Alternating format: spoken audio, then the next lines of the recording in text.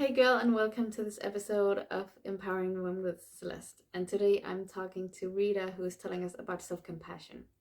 So this is especially for you if you are a high achiever, a perfectionist, hard worker, you hustle a lot and you feel like you have to do a lot or do a lot for others. It can also help you out of stress and depression and anxiety and things like that. So get ready to listen. Remember to subscribe if you haven't done that.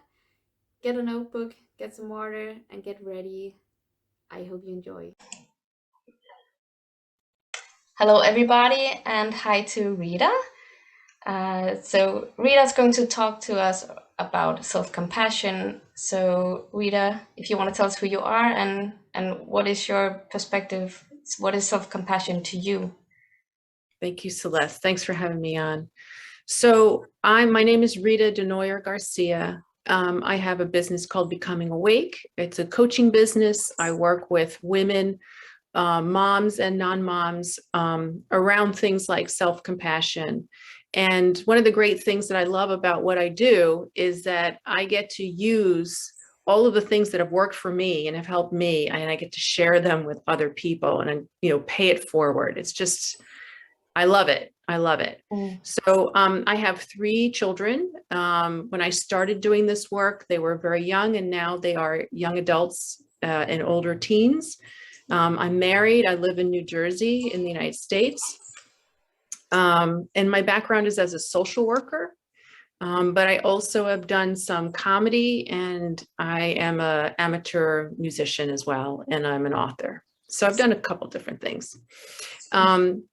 So self-compassion came into my life when I was in my 40s, really. So if you're younger than 40, take this seriously and take it on, because the sooner the better. The sooner the better. It's a game changer. And when I was in my 20s and 30s, I was ruthless with myself, and because it seemed like a good idea at the time. And it seemed like it got me some places, but what I didn't realize was that when I brought self-compassion in, it really opened up my world. So I'll tell you a quick story.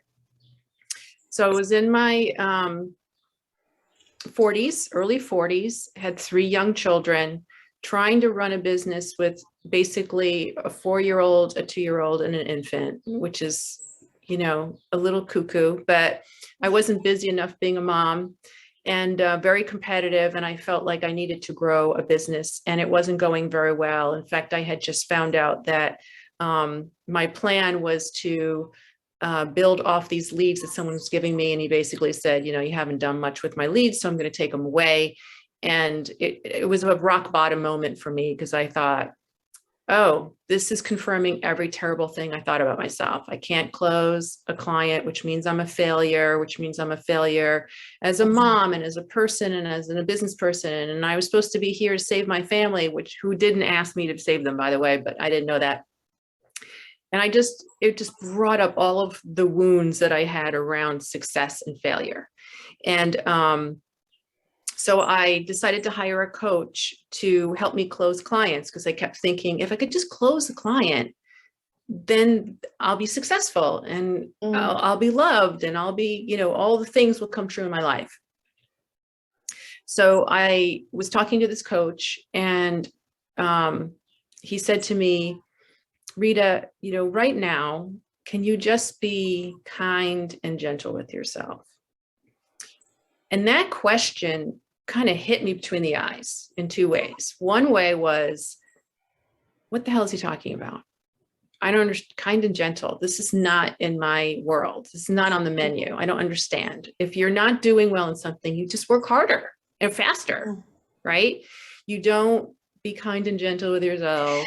Like, it's just, it just felt like really woo-woo and really soft and fluffy and fluffy and nonsensical. And I was like, what do I need to do? But I was just like, all right. So there was one part of me really questioning whether this is a productive thing, because it was a new eye concept for me. But meanwhile, I thought, I'm a social worker by trade. I'm kind and gentle with everyone. Like, that's part of my nature, but I don't do it with myself at all. Like I just took myself out of the equation completely with this whole idea of being nice or kind or gentle to myself. And the other part of me, the sort of the more emotional part of me, completely grabbed onto this concept, ran with it, and I just started sobbing. Like it just, everything broke down. It was I was so desperate. It was like I had to be in that desperate moment to say, all right, I'm willing to try something different. And when I did, it just melted me. And for a brief 2-3 minute period, I wasn't a terrible mom. I wasn't a terrible businesswoman. I wasn't a terrible wife. I wasn't a terrible daughter, or, all of the other terribles on there. I was just being kind to myself and gentle. And I knew this was like a big moment in my life. I don't know if you've ever gone through that. We were like, remember this is big. But I didn't know how big, because what it did was, and I continued working with that coach for 4 years. It led me on a course where I started to do things that were good for me, things that were supportive of me. I started saying no to things, which was like a foreign concept, because I had all of those ideas of you're supposed to say yes because you're a nice person, and if you say no to the PTA, then you're deemed bad mom, uncooperative. And so I would actually go and volunteer and do things. And guess what they were doing while they were volunteering? They were bitching and moaning about all the other people who didn't show up to volunteer. Which would confirm my fear that if I didn't show up, they'd be talking about me. So I was saying, so in other words, the self-compassion process of just being kind to yourself allowed me to let go for a brief moment of the story, the old story that I had been carrying through my teens and through my childhood and teens and 20s and 30s and now my 40s, that was stopping me from doing something different and new. It kind of lifted the template of, this is what life's about. This is my story. This is what's true. This is what's not true. It just broke that cycle for a brief moment. And when I experienced that, I thought, I want to experience this again. I didn't know I was going to integrate it in my life as much as I do, but I just thought, this is a good one. Okay, I'm hiring that coach. And plus he made me cry. And, oh yeah, we love that. We love that. Even though I was like, son of a gun, you made me cry. Now I got to hire you. So, and I did a lot of crying with him for months. The first 15 minutes was just me crying about something. And I think I was unloading. I was just, it was like releasing. A detox, an emotional detox of all of the tension and stress and story. So what I realized as I got more and more into self-compassion work, and I don't think he even called it self-compassion work, but that's what I call it.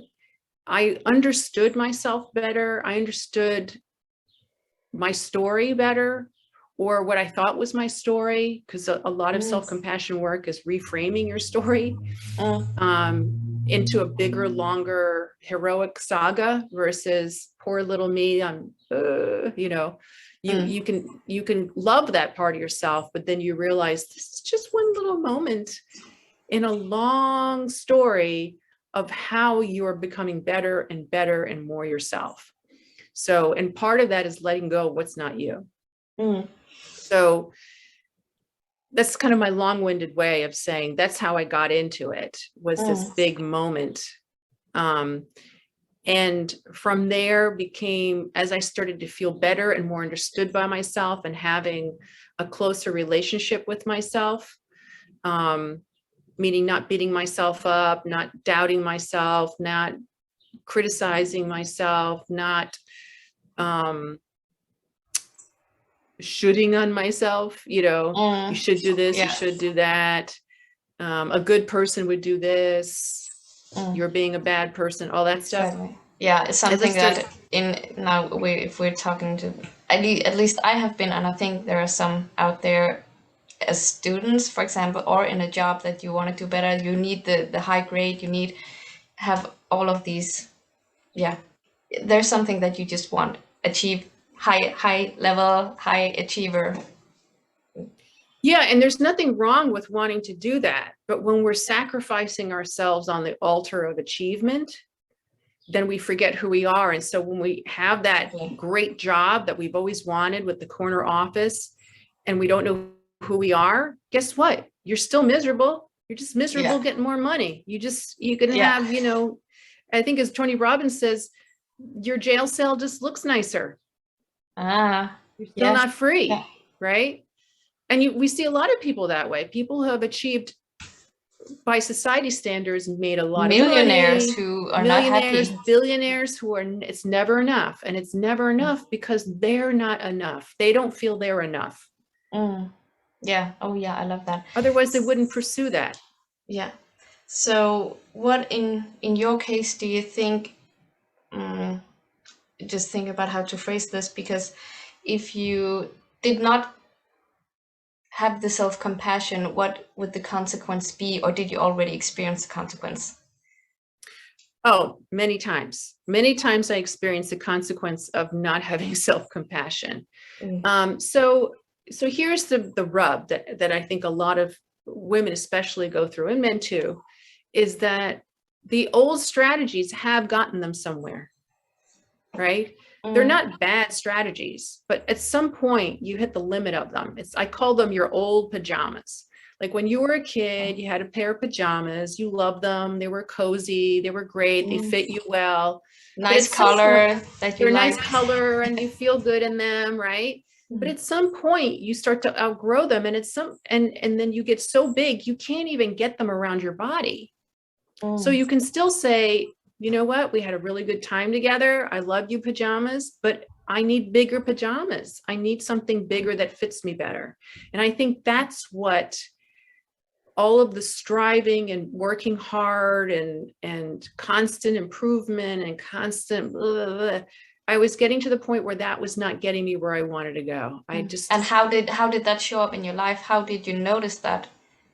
Burnout, exhaustion?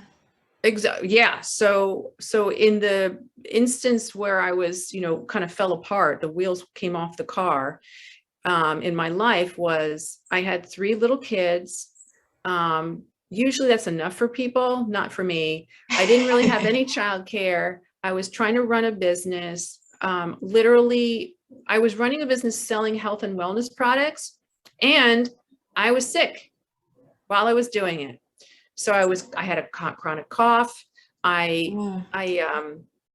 it called? I pulled a muscle in my tongue. I have never heard in my life of someone pulling a muscle in their tongue, but I did.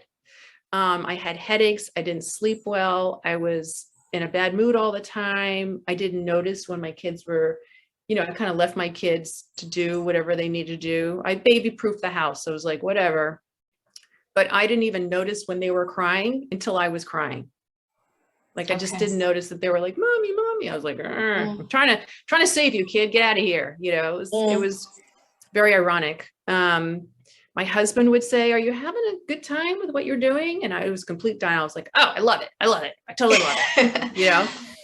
And yet it was because momentarily it was hope that I was going to feel enough. I was going to feel worthy and enough and bring money in. And that was going to save my family, retire my husband, and he'd be able to be with us more.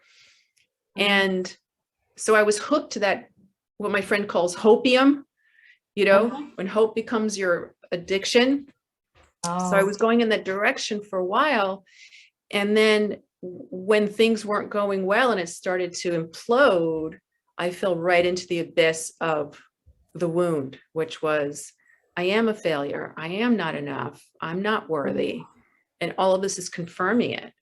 And I needed to go there, I think, you know, looking back, I needed to go there in order to try something different. I was trying to get those pajamas over my leg and they would not go very far. And I just sat there with the pajamas like, now what am I going to wear? Now what am I going to do? Feel naked. I feel naked, right? And what I didn't know is that there was another lovely set of pajamas called self-compassion that were cozy and they fit well and they they had a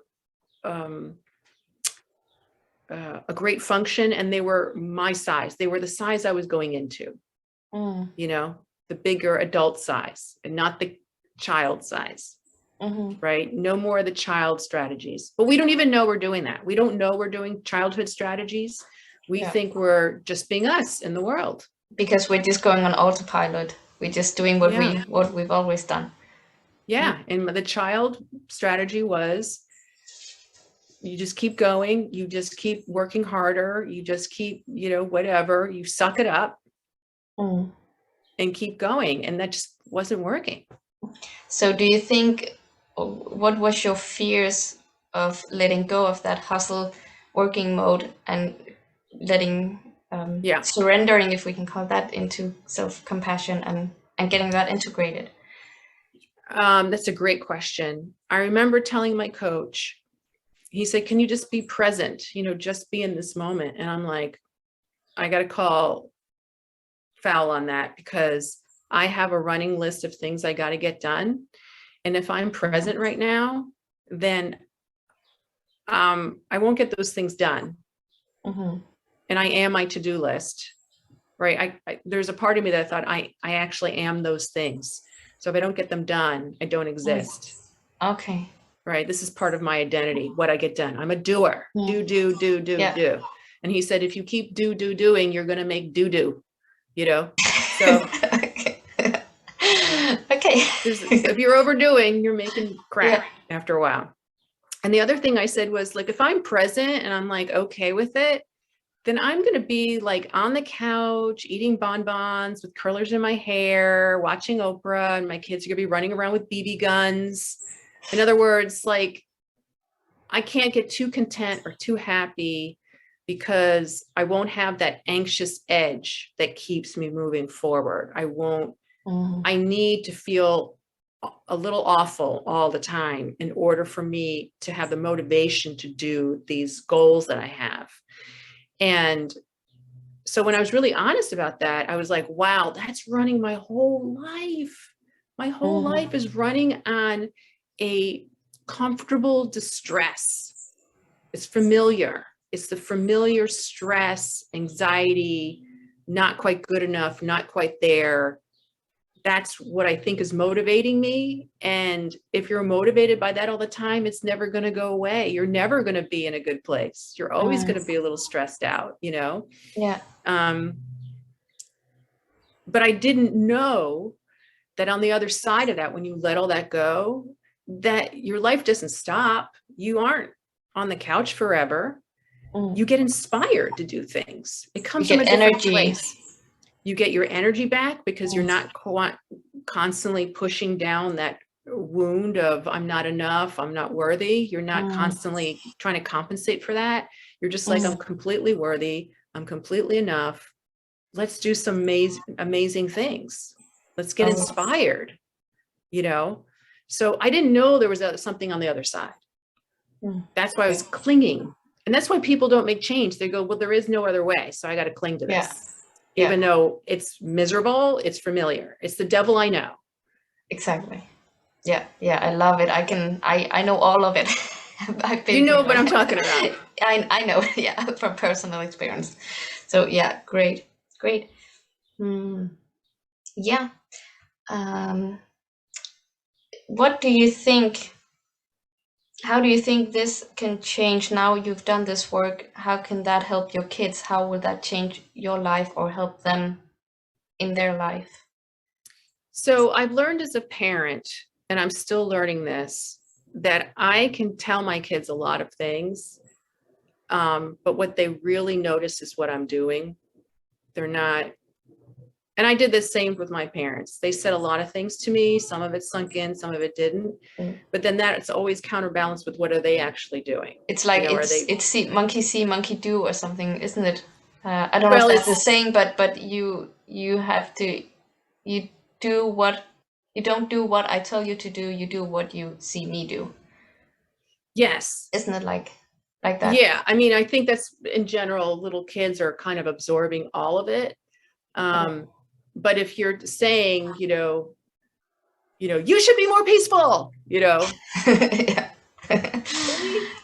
Not gonna shut happen. up, I'm meditating. I used to do Yeah. jokes about like, shut up, kids, I'm meditating. It's so what I've realized that as much as I want to teach them and tell them what to do, I think it's more powerful me to just live the change, be the change I want to see. So if I want a more peaceful household, I gotta work on my own sense of peace. If I want children who are empathetic and compassionate about the world, then I show them through my compassion. If I want them to contribute to the household in different ways, I contribute and then say, okay, guys, now it's your turn.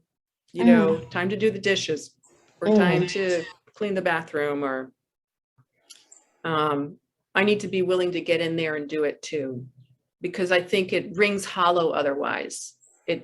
What you're teaching them, if you're not doing what you're asking people to do, what you're teaching your kids is people don't really mean what they say or say what they mean. And so, there are people out there for sure, but they don't become that. They become clear, more consistent within themselves if they see their parents do it.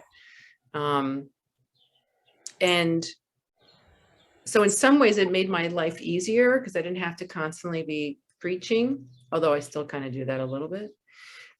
Your parent, guess you do. Yeah, Isn't it your natural. job? I find myself saying what my mother would say to me, and I'm like, wow, now I understand why she said that. It makes sense. So in some ways it was easier. I didn't have to talk as much, but in other ways it was more challenging because then I had to call myself on my own BS. I had to look, where am I not doing the thing that I want them to do? Yeah, mirror kind of everything. That's right. What you usually do, or what we call when we see something and we want them to do something, like you say, we have to do it ourselves first. Yeah, learn by doing. So yeah, if it's, I want you to be kind to people, then I need to be kind to people. If I want them to be truthful, I have to be truthful. And give them a reason to be truthful. Like that's another one. Give them a reason to do the right thing.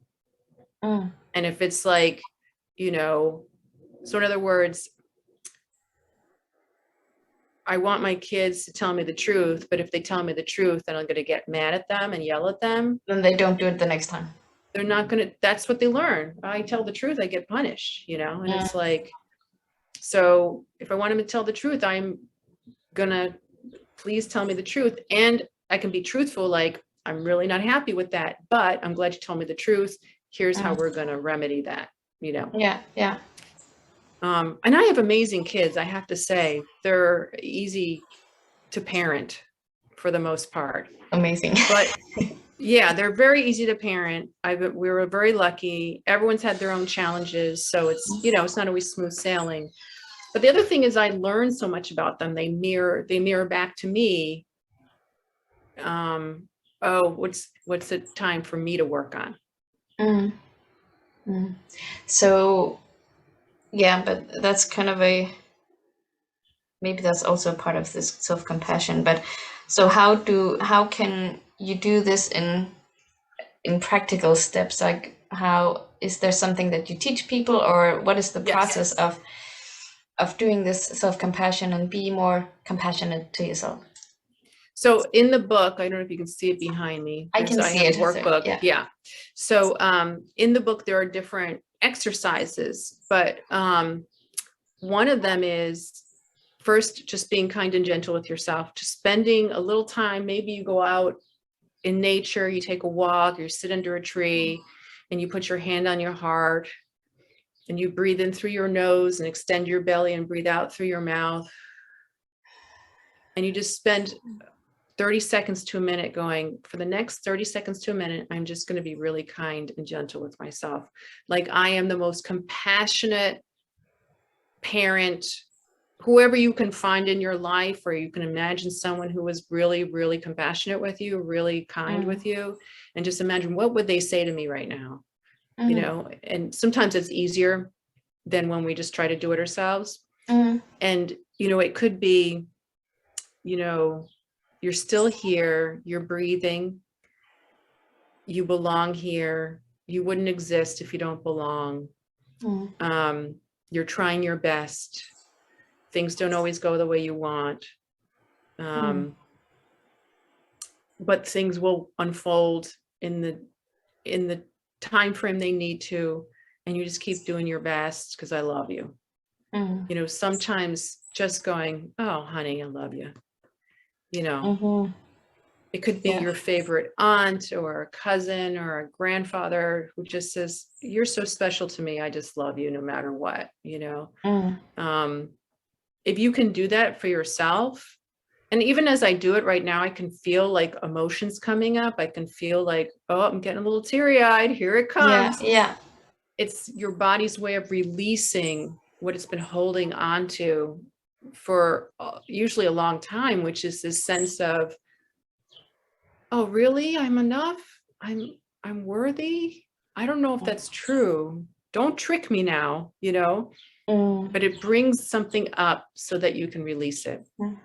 Maybe I at least know personally that when I hear someone else say it has a completely different reaction from when I do it myself. Maybe tape yourself saying these things, and then when you need a space to do that, you can push the button and you can hear yourself tell, oh, you're so amazing and I love you and all of these things. Maybe that could work. Yeah, there's a million ways to do it. It could be something you do with someone else.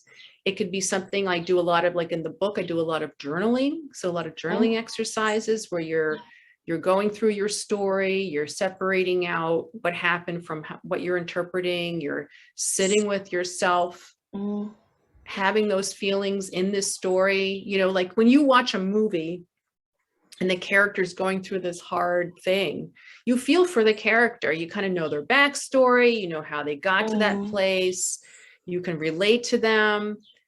And so when you're writing down your story, you're like, yeah, I totally get why you're so upset that he said this thing and he keeps saying it. And it's just like your dad and your blah. And I'm so sorry that's happening and it keeps happening to you. And I cry at movies a lot. Yeah. And so if you're crying at movies, and in that moment, it feels very realistic, but at the same time, it's all going to work out in some way.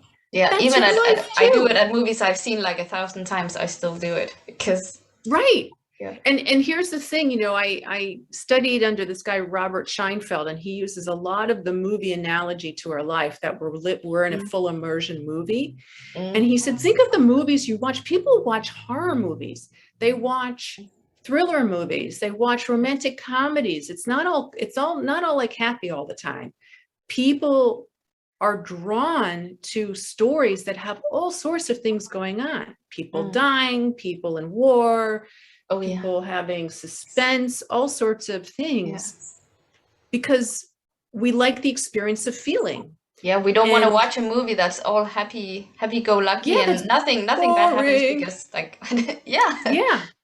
So he's like, you're in your full immersion movie having all these experiences. So the idea that you're labeling them as terrible and I don't want to ever go through that, he's like, you watch a movie that talks about that.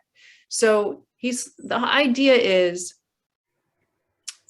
be with yourself in that moment and have those feelings. Don't try to avoid any of it, because it's all there for you. It's like, he says emotions are the soundtrack of your life. Without emotions, like you ever watch a movie without a soundtrack? It's unwatchable. It's kind of boring. But you add the soundtrack and you're like, whoa, I'm in it and I'm doing it and this is great. And so emotions are just the soundtrack in your life, right? And you get to experience them. So allow yourself to experience them and say, I'm so sorry you're suffering with that. Let's just feel it together. It's not bad. It's just sensations in your body. And it's not going to kill you. It's not going to kill you. Yeah. It reminds me of when I was giving birth to one of my children, there was this labor nurse who was unbelievably great. And at one point, you know, there's a point when you're birthing a baby that's very, very, it's an intense process, but there's one point where you think, oh, something's wrong, because this hurts like a lot. And the woman whispered in my ear, it's just pain. It's not going to kill you. And I thought, she's right. That's what I'm afraid of. I'm afraid this is going to kill me. And I'm here to tell the tale. But what I'm saying is it made it more bearable. And because you got to go, it was sort of, and childbirth is one of those processes that you go through to the end, right? You can't stop in the middle and take a break and no, as much as you want to. And many times I was like, do we have to do this pushing thing? I really don't want to do it. Can we do it tomorrow? And they're like, you're going to do it now. And and the reward is great at the end, you know, you have this like, and then you forget everything. It's amazing. Yeah. You just kind and of then you get a few more. And then you forget just long I enough get. to do it again. Yeah. It's very, it's the trickery of the biology. But but what I realized was like, it's just pain. It actually won't kill you, you know, and even if it does, then you're completely released from the whole game, you know? So being with yourself and allowing yourself to feel the pain and just not leaving yourself alone in that, just sort of like, I'm so sorry that, you know, you're feeling this way, but just feel it. And I'm here with you and I'm not leaving you, and you're totally worth everything. You're invaluable. You know, you are enough. Yeah. Like you say, I think it's important to stay with it. If even, well, like you say, no matter what happens, even if you start crying or your body starts to shake or you start to feel like you can't breathe, just know that it's healing going through your body. It's your body releasing all of that. Exactly. And like you say, it's not going to kill you. So just remember that, and then stay going with the emotion until it's out, until it's gone. But what we do instead, you know, because most people say, well, I felt some anxiety and it was really uncomfortable. And I'm like, but you didn't allow it to go all the way up and then all the way down, right? Yeah, exactly. It went up to here, and then you're like, well, I better do that thing that I do to stop this. Yeah, and then it's like the what you say, like it just gets bigger and bigger because you never deal with it. It's just you kind of put the lid on it and then hope that it doesn't come up, and then once in a while it opens, but at some time it's just gonna explode. So like you say, that I like what you say, like kind of take it to the top and take it all the way through. It's just exactly like a contraction. It builds, and then comes down. And the contractions, guess what? They help your body birth the baby. But if you don't know that, you're going, oh my God, again? Come on. You know, I'm dying here. But you don't realize, no, this is your body's way of pushing the baby down to come out. So for me, it's sometimes helpful to know I'm going through something, I'm feeling a lot. It's not a happy, fun time, but there's a baby at the other side of this. So I'm just going to go through it. There's a reward at the I can't even anticipate what the reward will be, but I know it's going to be amazing because I've done this before. Yeah. And it always is. The first time you don't, but then you just have to keep on the hope, and it's like, it's going to be amazing. Yeah. And sometimes you need and sometimes it's helpful to have that midwife or doula with you, reminding you, it's not going to kill you. You're doing great. Yeah, because you think you're the only person in the world where this is, like you say, everything is wrong. Doesn't feel right. It hurts, and something's wrong, right? And meanwhile, we forget that women have been, you know, doing this since the dawn of man. But there would be no population without this process. No. Yeah. Amazing. It's true. So, yes. I wrote something I can't. Okay, that was something else. Well, I had one thing I wanted to add, just for, which is, you know, people are going a little cuckoo right now.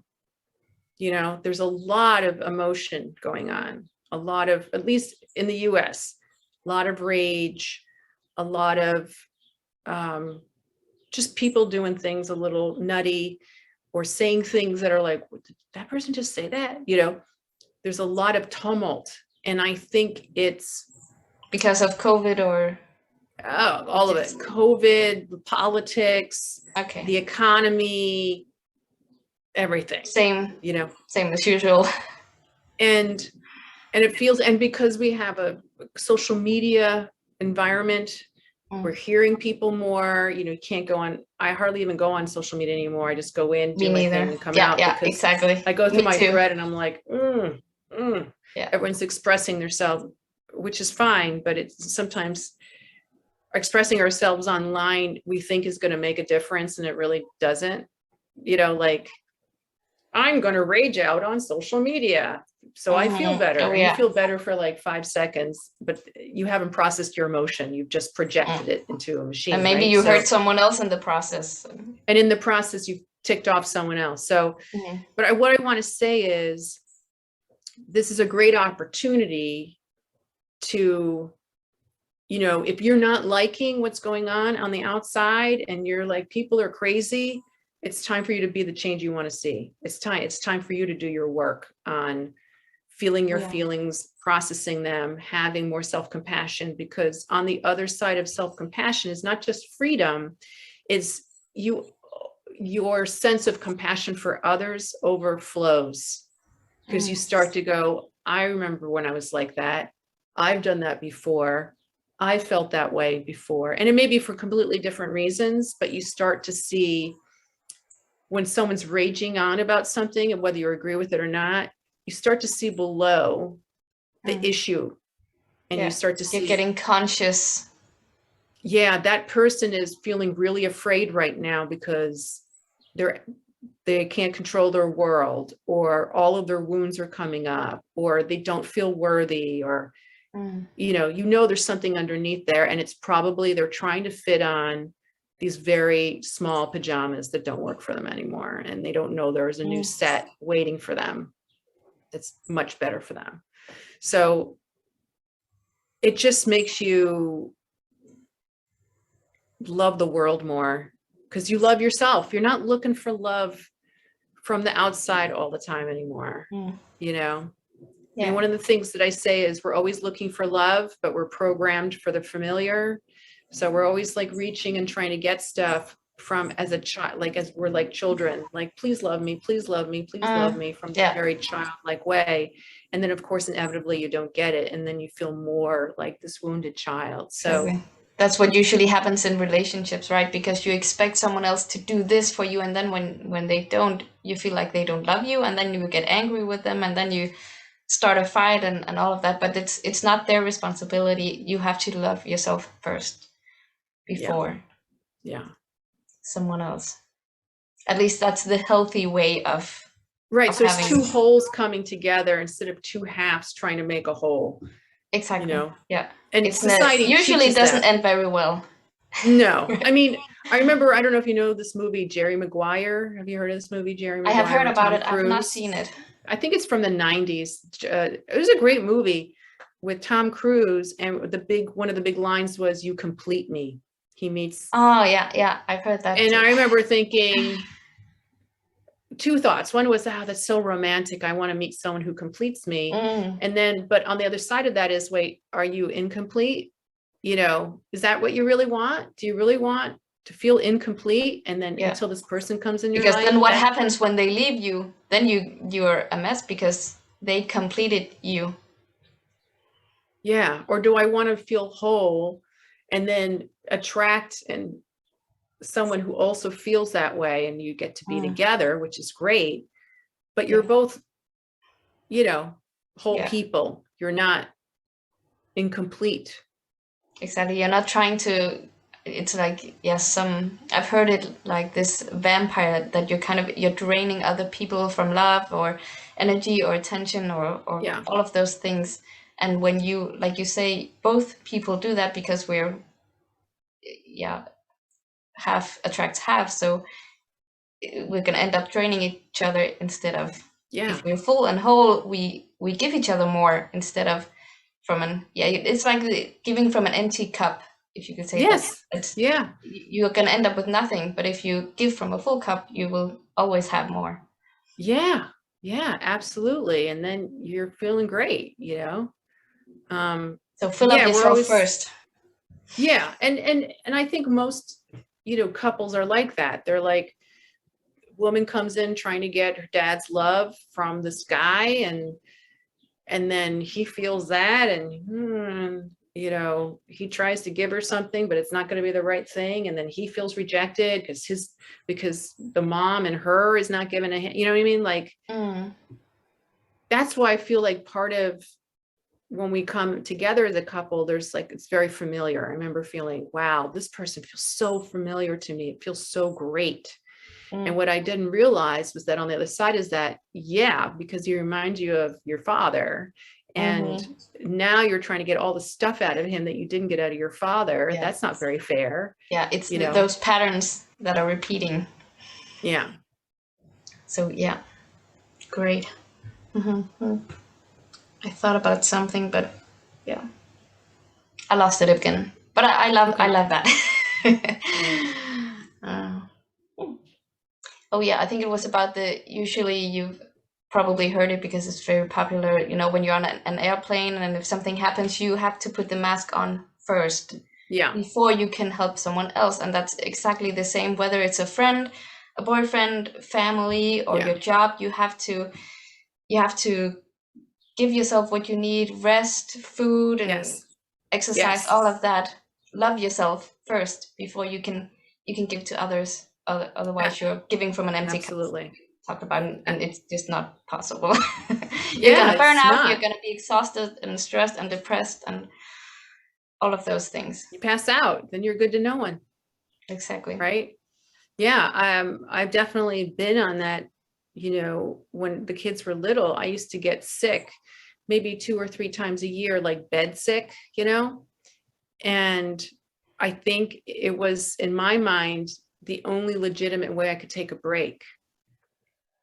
Yeah. Otherwise, if you're not sick in bed, like legit sick, you don't get a break. That's just motherhood. And finally my coach said, I think your body thinks the only way it can get you to stop is to get sick. Yeah. You need to tell your body that to take a break. You can take a break without getting sick. And do it. And I was like, what? Like another, like, what? Yeah. That's a thing? You can do that? Yeah. And so what I had to do in that instance was, when I was tired, I needed to take a break. Even though my mind would say, oh, you're so lazy. What are you doing? You should be. Or someone else tells you, why are you lying around? What do you do all day? Yeah. Yeah. And it's just like, no, I'll get sick otherwise. I don't want to get sick. So better do it now than have it, you know, be 10 days in bed or whatever, or get a disease or a chronic condition. You know, that's what it came down to. It's like, well, do you want a chronic condition? No, then you need to take a break more often, you know, even if your mind is telling you you're being lazy. And after a while, the mind stops doing that. I mean, when I look back at what I felt guilty doing and what I do now, I think my past self would be like, how dare you? I can't believe you're doing that, you know? Yeah. You know what I mean? Like, how dare you read a book in the middle of the day? Oh my gosh. You should be out working. You should be doing this and this and this and this. Yeah. You just look at this long list of, you know, bullshit that you still haven't finished, you know? What's wrong with you? Yeah. But by the same token, I'm able to do things now that I wasn't able to do then, that I wanted to do, but just seemed impossible.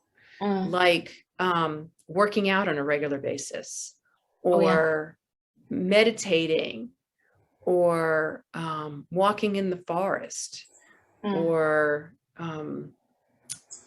having a business, like in the way I have it now, you know, where it's not work, collapse. It's very, you know, like at a pace that feels good to me. Like I couldn't conceive of, it was like that was a dream. And now it's like, no, this is normal. But I needed to go through all of that other stuff. I needed to become the person that this is normal for. Yeah, exactly. Because like you said, we have these thoughts, or people, actually I've had people telling me, why aren't you, or what are you doing, and why are you like just lying there, and yeah, we have these thoughts Yeah. telling you should be doing this, or why are you so lazy, or yeah, we have to get past that too, and know that it's okay, and allow ourselves to do the things that we want, Yeah. to eat healthy, and to, like you say, get exercise, to love ourselves, to give ourselves what we want just because we want. Yeah, for the sake of, I mean, that was a foreign concept to me too, was I say, well, I want to do that, but I don't know, they're like, well, you want to do it, why don't you just do it? I'm like, because it doesn't, have a purpose, like Yeah. doesn't make the world a better place, or that was my thing. I had to, so when I did stand-up comedy, I was just like, but it doesn't really, it feels really selfish to kind of do this. And someone said, why can't you just do it because you want to do it? Like just self-expression. And I was like, you're right. Why not? Why can't I do that? And then I realized that self-expression helps the world. It does. It actually, the first time I did comedy, like the first show I did, I came off the stage, went to the back of the club, and this mom came up to me and she said, you know what? I have 3 kids too. I never go out. I laughed so hard, I almost peed my pants. And I was like, you're welcome for almost peeing your pants. But to me, that was, to me, that was what I was getting from that. Exactly. Was so you were helping people just by having fun. Exactly. And you do that when you fill yourself up, because you have energy, you have time to do that. Yeah. I think, being vulnerable, expressing yourself, having fun, all inspires people, and you're doing it for you.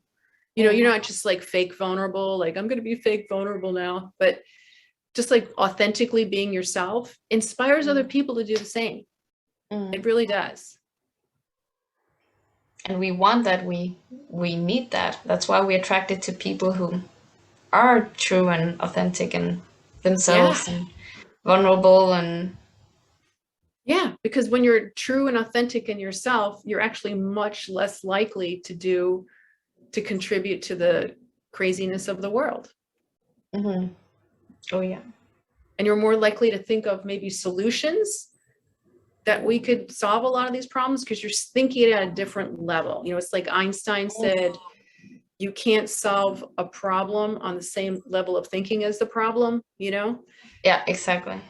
So when you're on a different level of consciousness, I'm writing a book about this right now. When you're in a different level of consciousness, that's solution consciousness. It's not problem consciousness, So in order to do that, you got to process your crap, use self-compassion, and naturally you'll just kind of float right up to a different level of consciousness where there's a lot of solutions that you never thought of that may be completely obvious, because you're not in that problem. We can't do anything about this. Yeah, but definitely, not joining the drama. I call it drama. Yeah, it's drama. You're right. Yeah. Okay, great. So is there anything you want to share here as the last word? The last word. Oh my gosh. Well, I have an upcoming event. I don't know, will this be aired very soon after here it's recorded, but if people watch it later, then it will probably not be available.